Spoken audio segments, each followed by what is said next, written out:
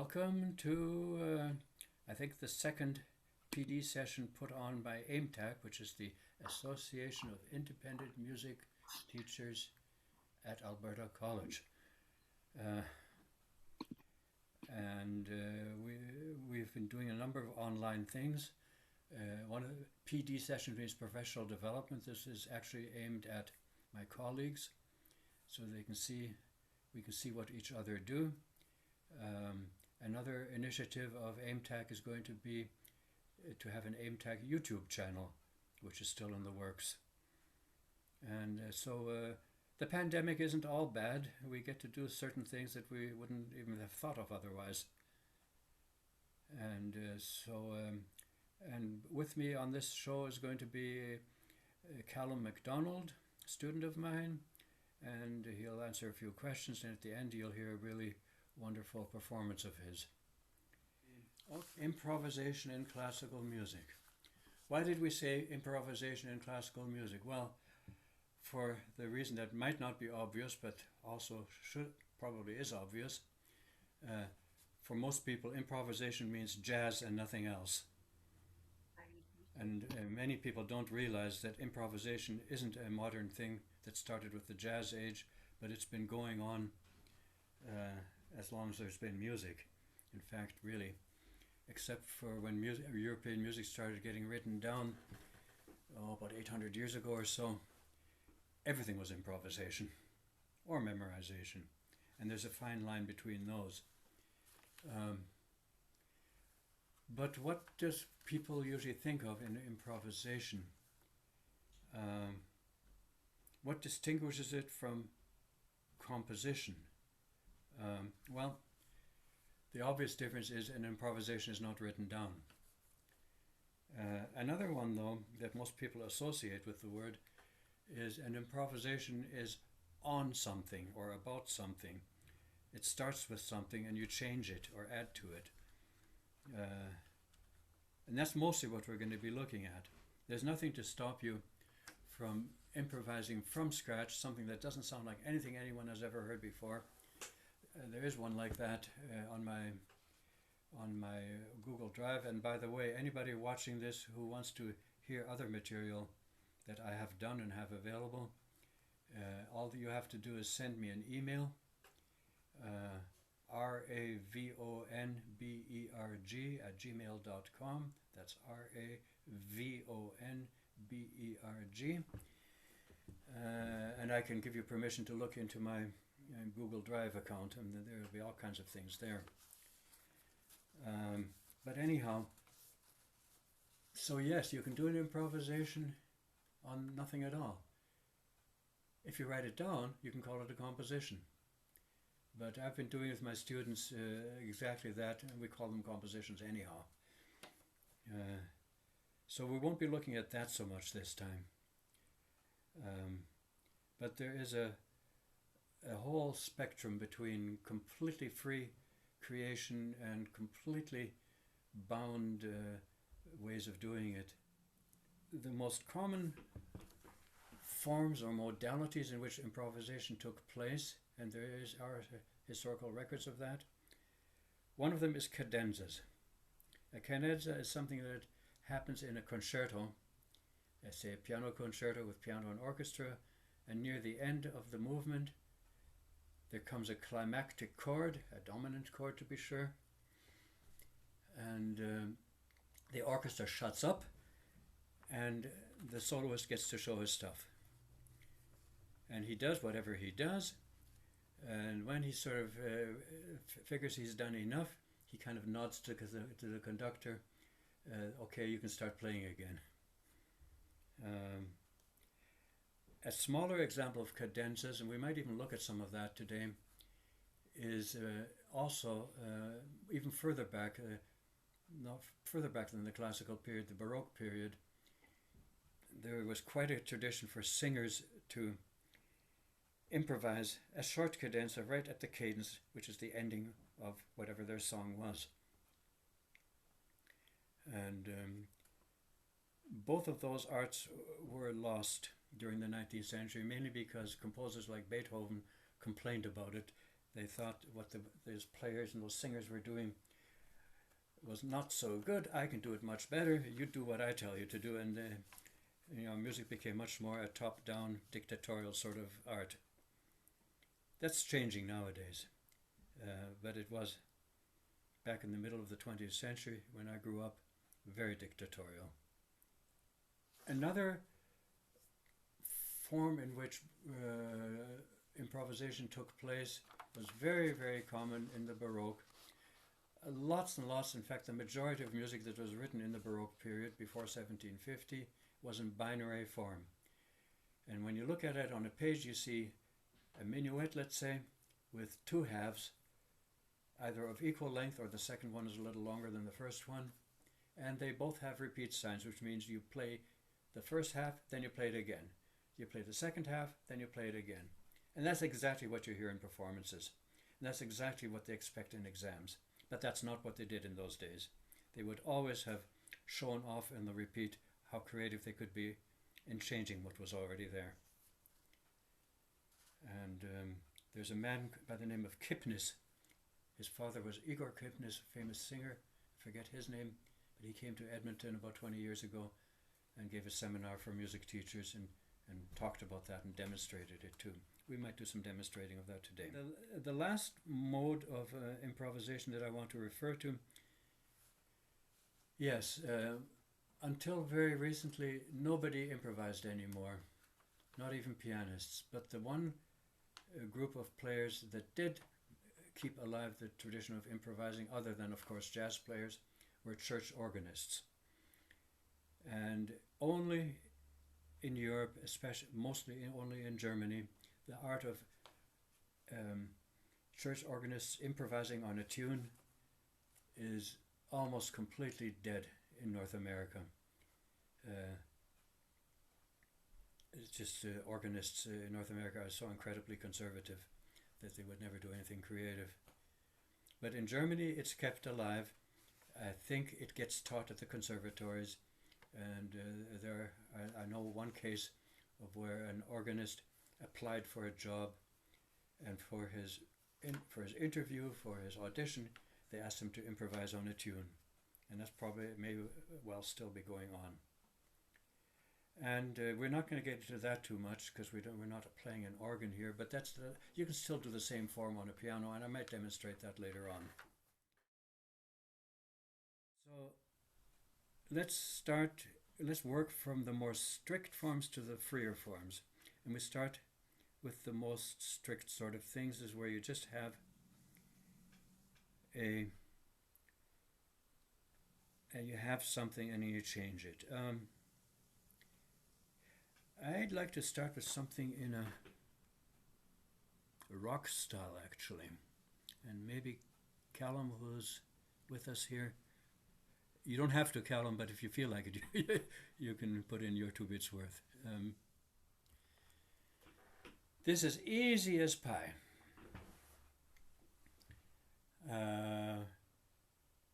The tails down mean left hand, the tails up mean right hand. The second half is just the first half an octave higher.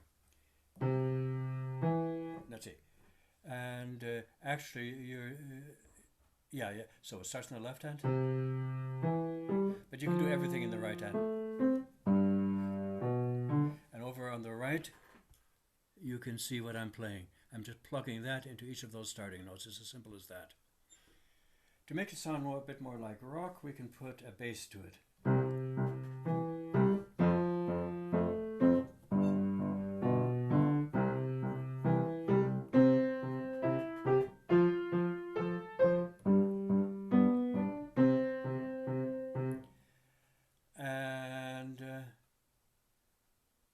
So the point is to do variations of that. Cal, can you think of any variation on that? You don't even have to invent new notes. You just have to put some rhythm into it. Anything? Yeah, you could just you could not swing it a little, but change up the timings to have some half notes. Like Yeah. There's a half note and 2 quarter notes. So if you're going to add to that, you might add an eighth note here or there, but you don't do it in those. Just think of something that you can do that's not as boring as that. It still starts on the same notes. Here's an example. Instead of playing one C at the beginning, you can play two Cs at the beginning. Let's do it in that octave. Still pretty boring though, eh? Let's put some rhythm into it.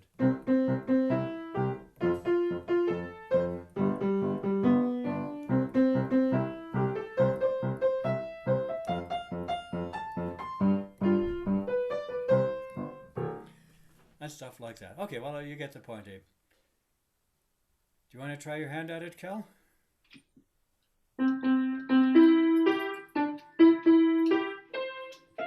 Memorize the starting notes. C, F, G. C, F, G.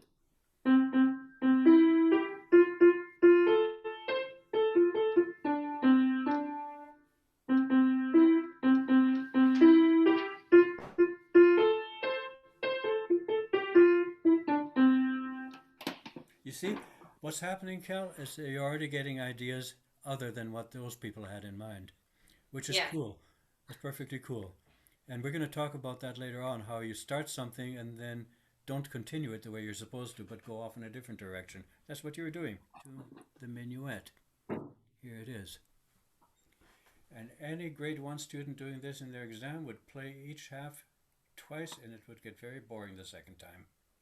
I've sometimes had students do it an octave higher, just so it doesn't get so boring. But sometimes it ends up too high then.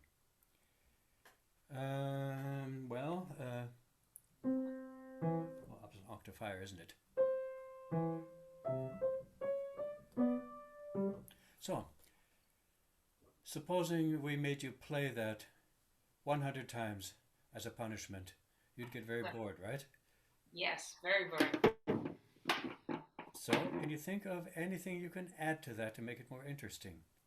Give it a whirl. Just the right hand's good enough.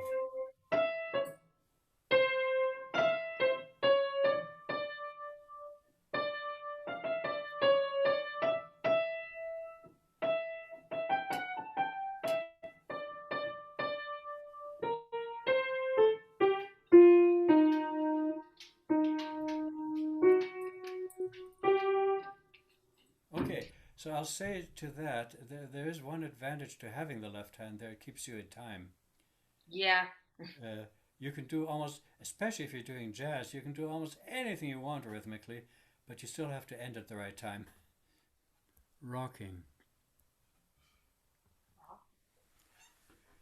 Well, it's supposed to be boring.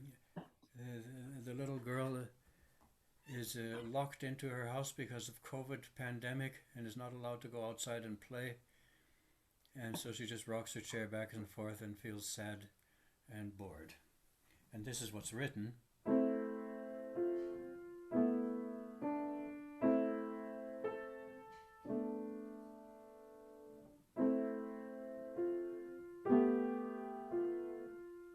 By the way, slow pieces are always better for improvising than fast ones. It's easy to add extra notes and so on. When it's a fast piece, that's all you can do just to play the notes, and never mind make them even faster, you know. Yeah. And then I sometimes suggest pedaling it and doing broken chords. We don't need to worry about that at this point. So, can you think of any variation of that? Yeah, just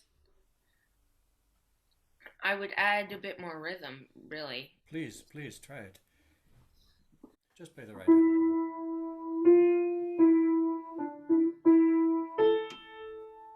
Okay, just one phrase, please. Don't do both phrases. Now see if you can improve on what you did for that first phrase on a second try. And in real life music, you never get a second try, but here you do.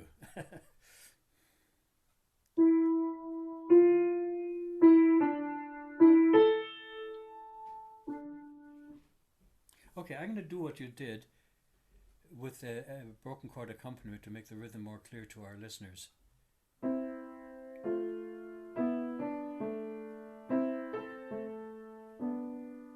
That's sort of what you had in mind? Yes. Those are called Scotch snaps. Well, your name is McDonald, so that's understandable. Here's some of my ideas.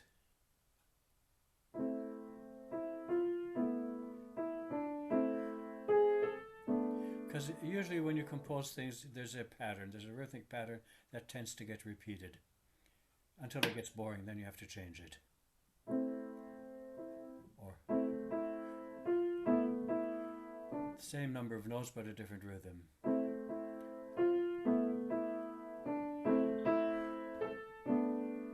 Or we go.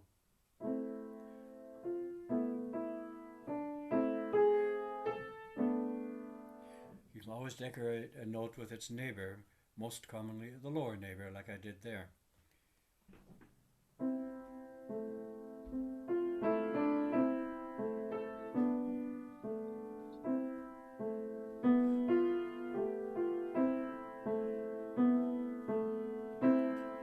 And now I'm turning away from the score, not looking at it anymore.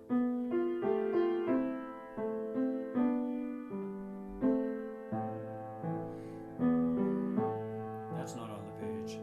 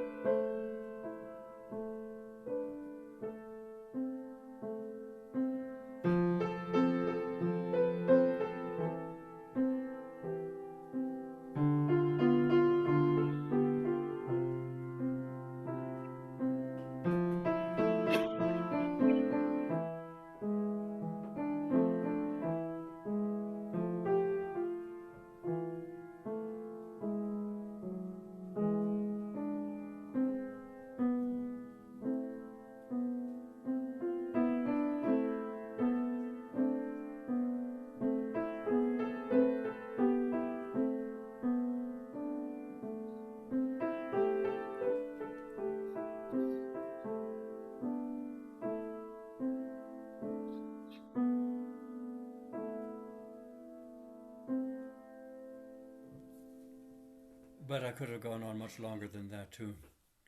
I played in this improvisation between a classical A minor key and the modal version where I use only white notes. When it sounded nice and Celtic to your ears, that's because I was using only the white notes and not sharpening the G's. That's really what it amounted to. And maybe, yeah, I used also a D sharp, which is another chromatic lower neighbor. Okay, so that was rocking now.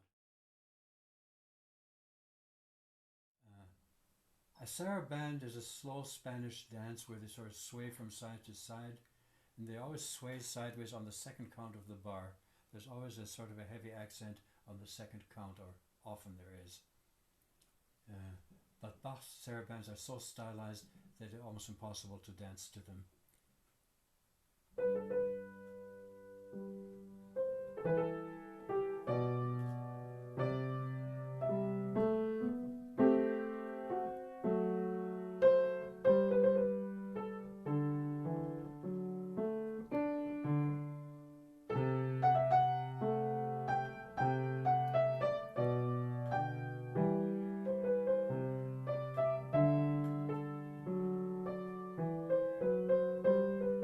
Almost lost my count there.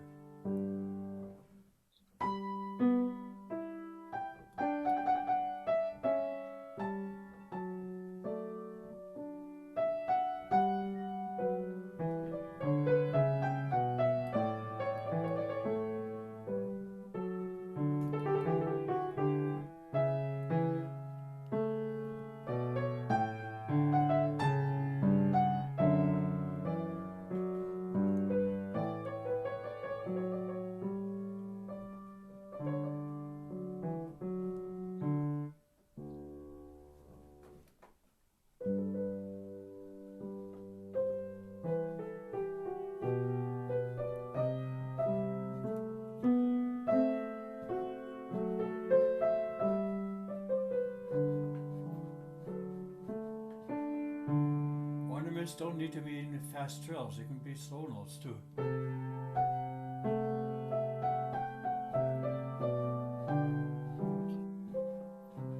always late here.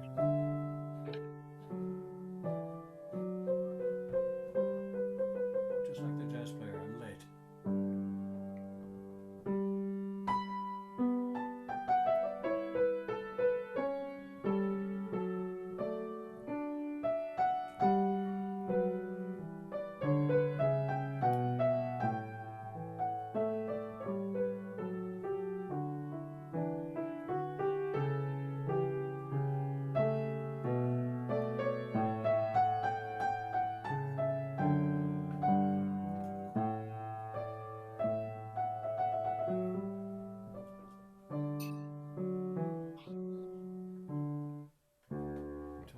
end there, it's sort of like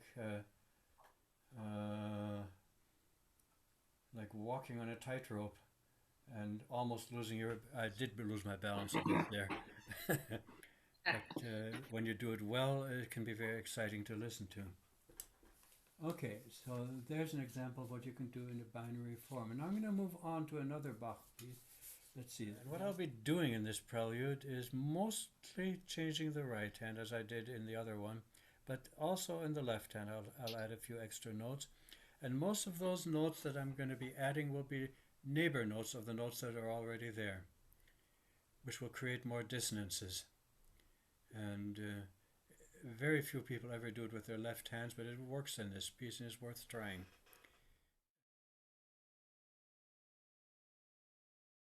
The first thing I'm going to do is I'm going to put a little trill at the beginning.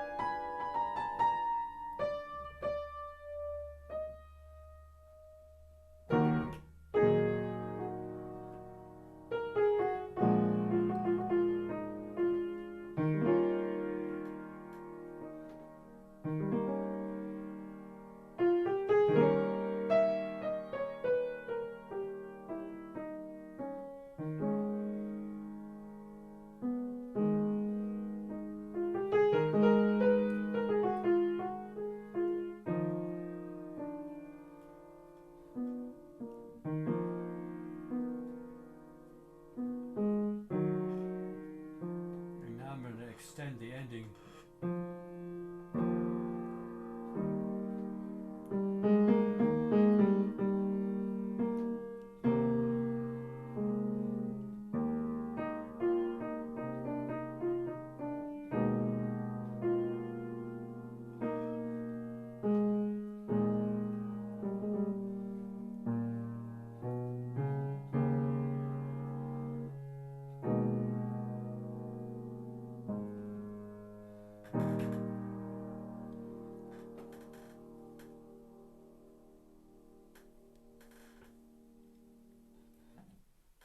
And that was Prelude number 8 from the Well-Tempered Clavier, Book 1, Prelude in E-flat minor.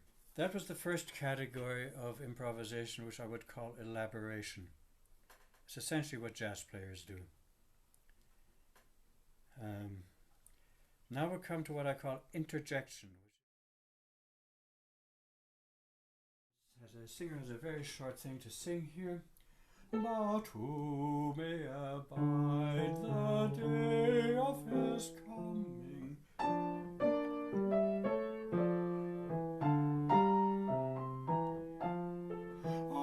who shall stand? And who shall stand when he appeareth?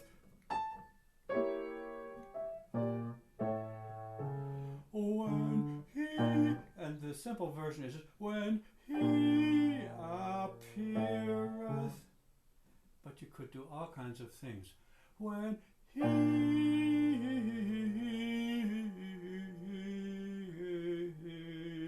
appeareth,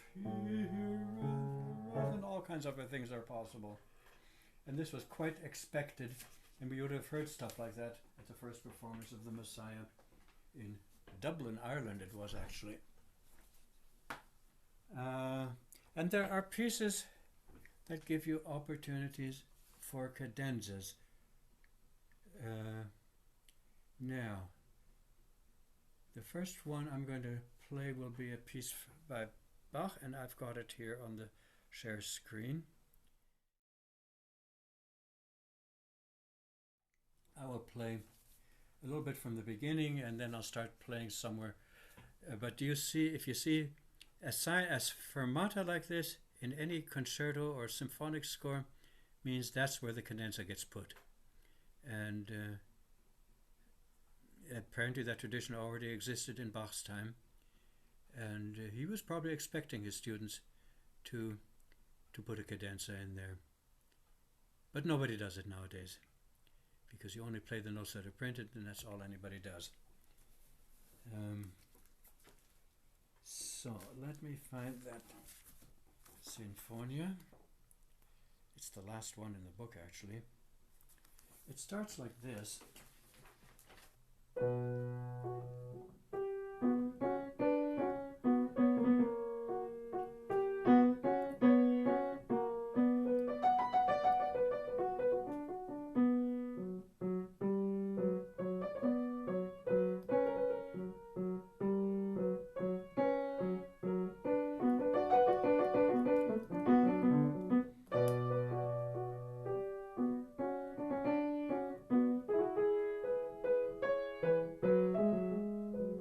So on. Now if I start somewhere, let's see, I'll start right here.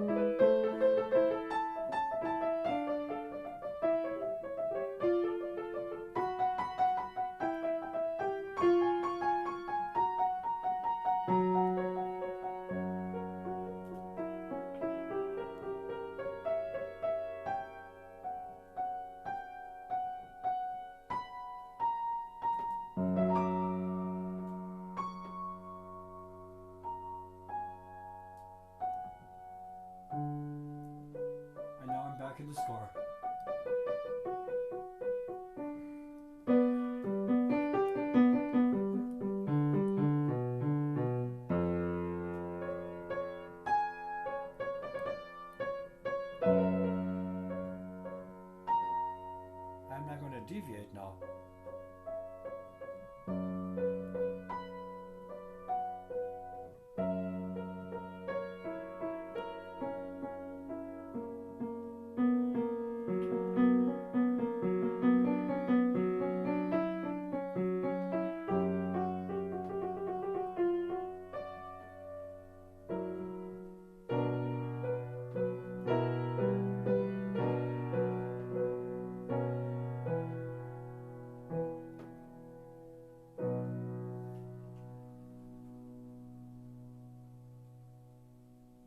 You could hear me hesitating just before the end. Should I put that major chord in or not? And I decided to do it. So that's Bach's Sinfonia in B minor. And now another piece that I have many pieces where you could do this, but one very nice one, oh yeah, is the one by Telemann, and that score is here. Here's the same diminished seventh chord. There's no fermata there, but nothing happens in that measure, so obviously something has to happen. Although anybody doing this exam will do precisely nothing. And I'm going to play a bit of from the beginning of this.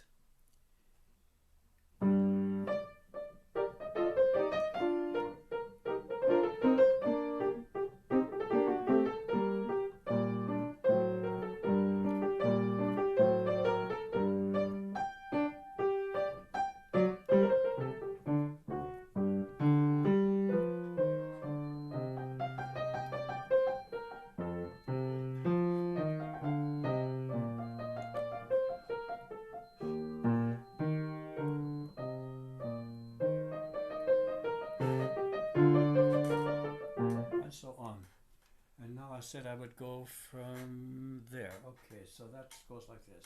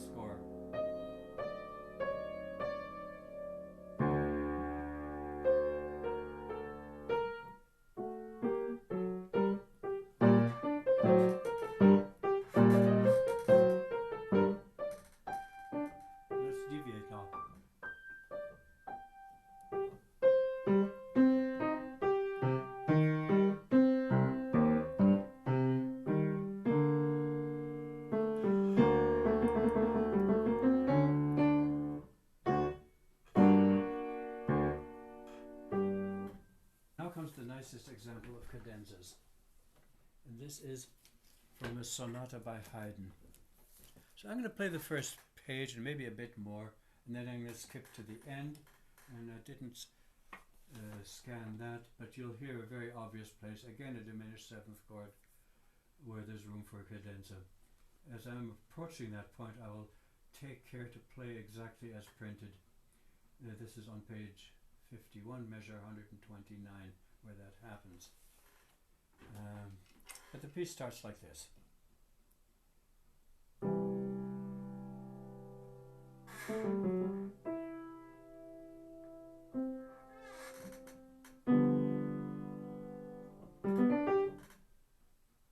Haydn loves these sudden pauses.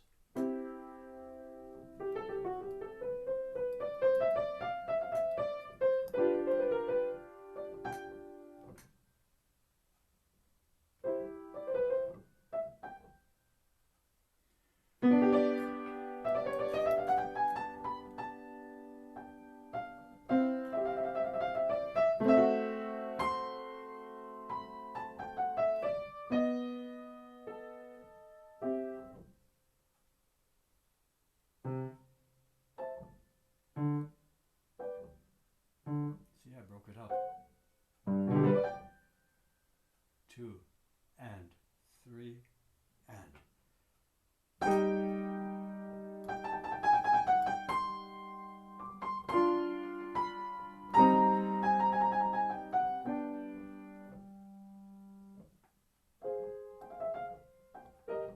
And 3 and.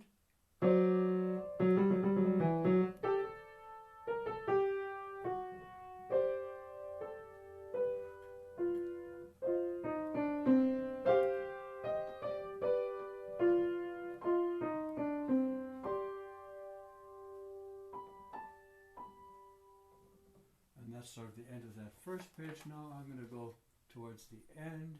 Measure 108, just where it goes back. You can't see this, but just where it goes back to the original theme after having done all kinds of other things. In fact, I'll play it leading into that.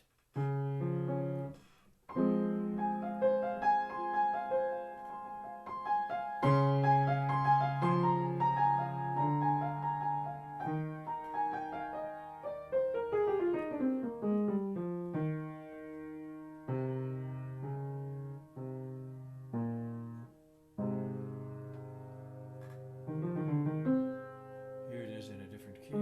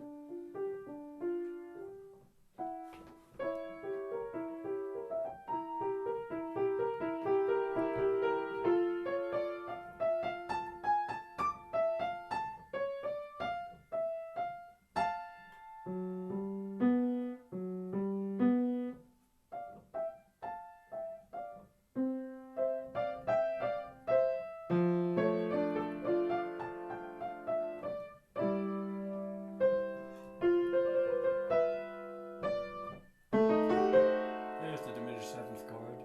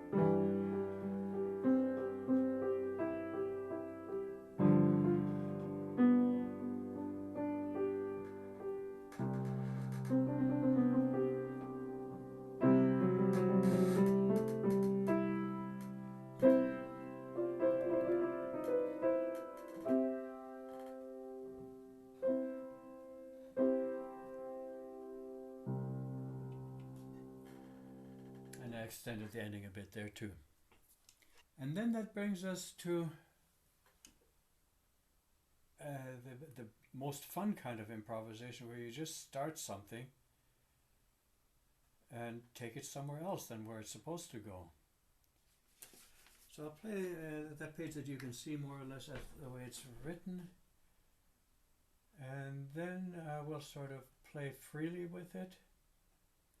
And the song that you'll hear there is Scarborough Fair. Interestingly enough, what Nuna does in this is he actually doesn't add to the song Scarborough Fair, he subtracts from it. He reduces it to whole notes, which I thought was a pretty elegant thing to be doing. And then I'm going to morph or segue into a chorale prelude thing. And what happens in a chorale prelude is you have several voices. Typically, let's say 2 voices will play around in a fugato style, chasing each other, with material from the first phrase of the song.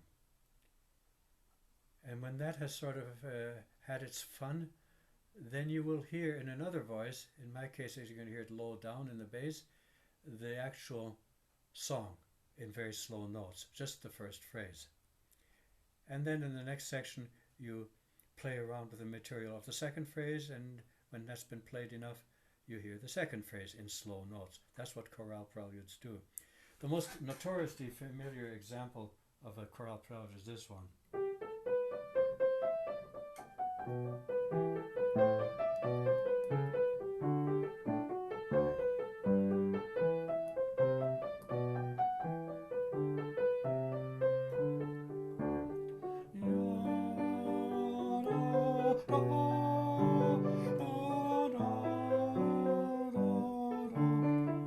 You can't really play. Yeah, you can get it as a piano solo actually, but that's sort of how it works. But this is not what we're going to be using here. We're going to be using Scarborough Fair. So here goes.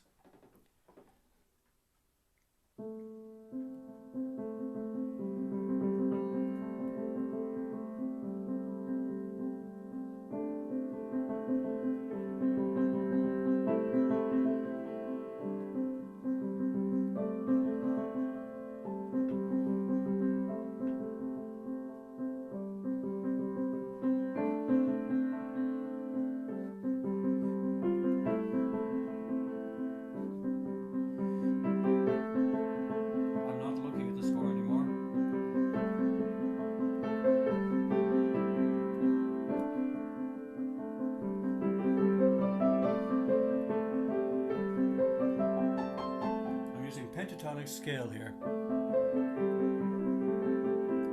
Always 2 notes missing from the scale.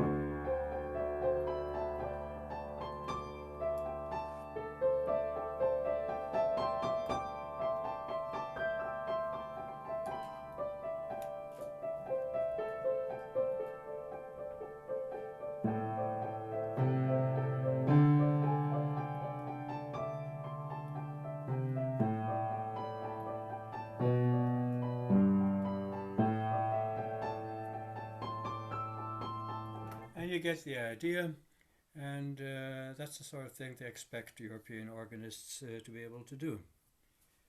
And it's fun to do, and it's actually not that hard.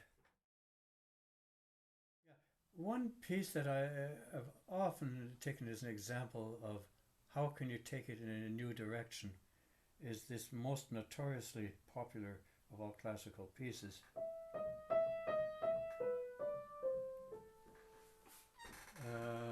And what can you do?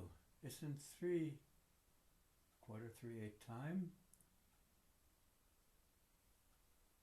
What can I do if I just keep the beginning of that?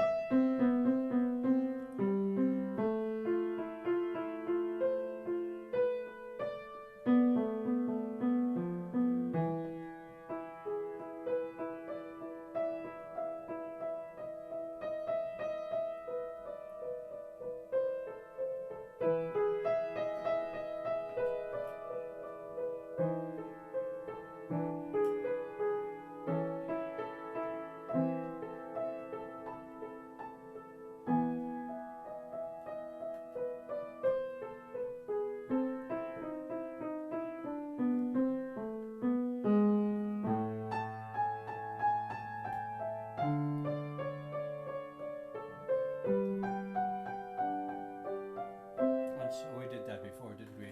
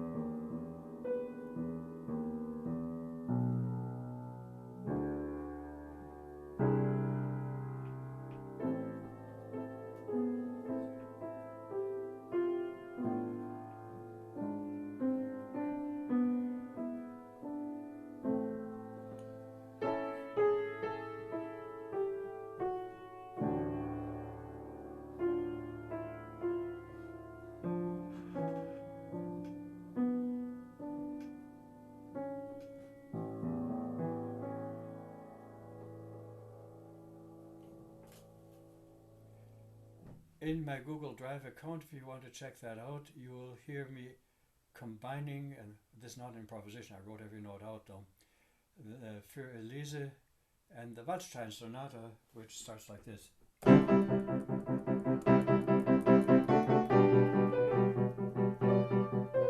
And so on. I'm not going to play that now because that's already available on the drive. But it's I got the idea for combining the two of them because in Für Elise,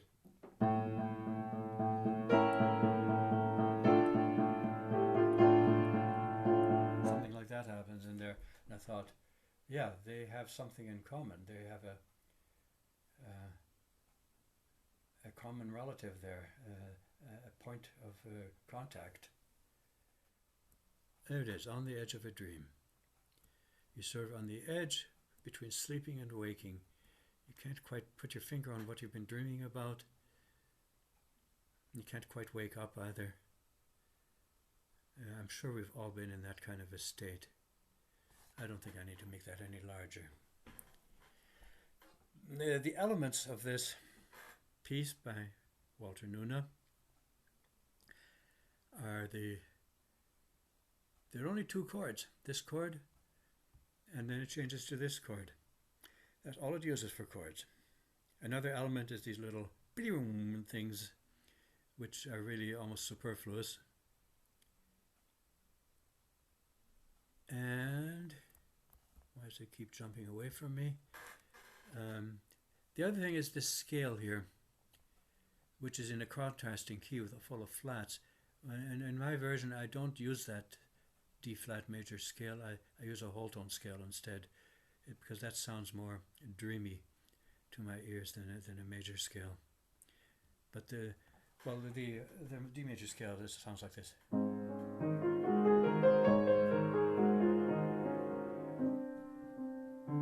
And there is a nice contrast when you go out of that key back to the original key, which has a sharp in it. That is actually quite nice. Okay, so and let's see what I do with this. Most of the improvising takes place with the main melody, which is this stuff here, which makes me think of Gustav Mahler, I must say.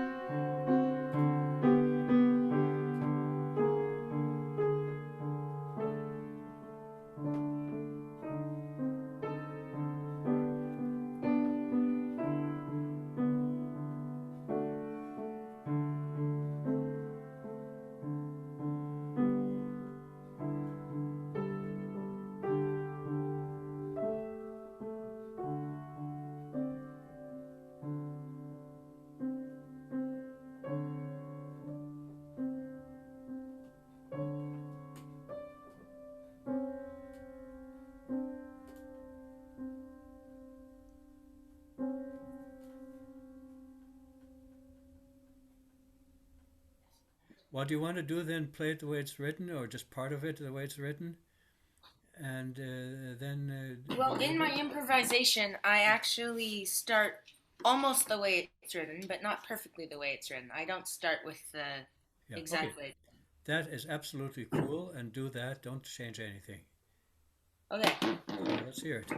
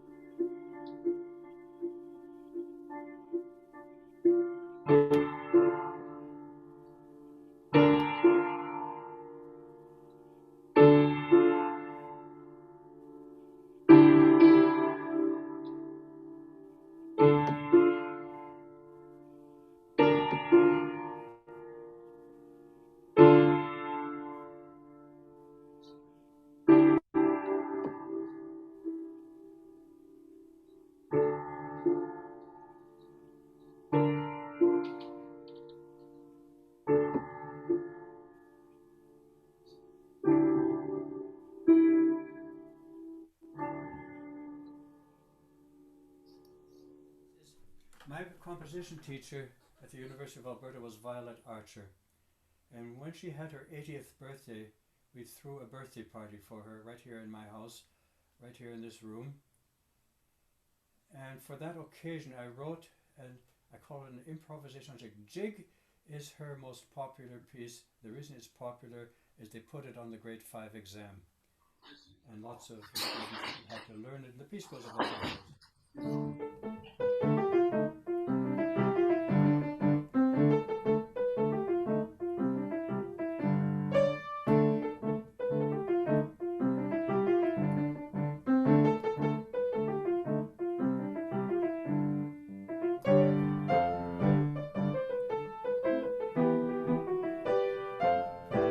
Something like that it goes. And so I took the ideas from her piece, and what do you think I combined with? It was her birthday, hey? So you won't get the point of this piece if you don't listen to the left hand, because that's where the whole point of it appears, and it's the song that we all know.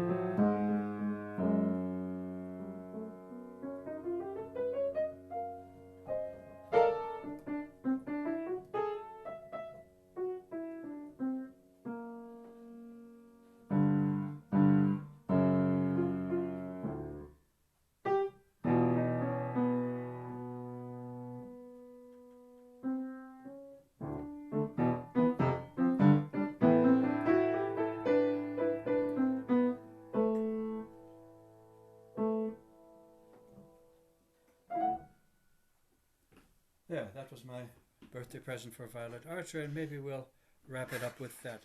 I agree. No one really ever listens to the left hand. Like, yeah, that's a great song because it has "Happy Birthday" like hidden in the left hand. But yeah. Well, as a church organist, I often have to play the main tune with my feet, so that's where I sort of get that idea. You know, it's a good exercise for anybody to listen to. Choral music is the easiest to listen to hear the other voices, because there's words you can attach yourself to. To get a score of Handel's Messiah and to make a point of listening to the bass voices, that's relatively easy. And once you can follow the bass line and actually hear all those notes, see if you can hear all the tenor notes that are being sung, never mind the orchestra. And then the hardest voice to hear is the alto voice, because that's women low down, not very exciting to listen to.